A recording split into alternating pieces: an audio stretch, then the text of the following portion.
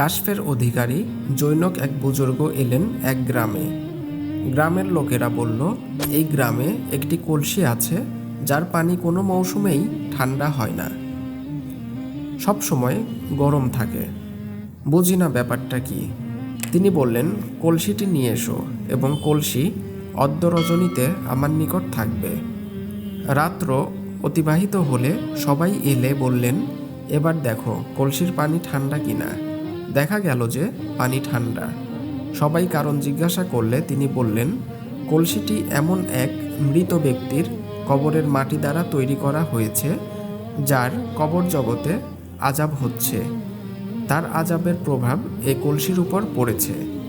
আমার নিকট যখন ব্যাপারটা পরিষ্কার হলো, তখন আমি তার জন্য ক্ষমা প্রার্থনা করলে আল্লাহ তাআলা তাকে ক্ষমা করে দেন এবং আযাবের প্রভাব শেষ হয়ে যায়। হযরত থানভী রহমতুল্লাহ আলাইহি বলেন, কোনো সময় আল্লাহ তাআলা কবর জগতের আযাব ইহজগতের মানবজাতিকে প্রদর্শন করেন কোনো রহস্যের কারণ। যেরূপ এ ঘটনার মধ্যে রহস্য হলো, সে মৃত ব্যক্তির দোয়ার কারণে মুক্তি পেয়ে গেল।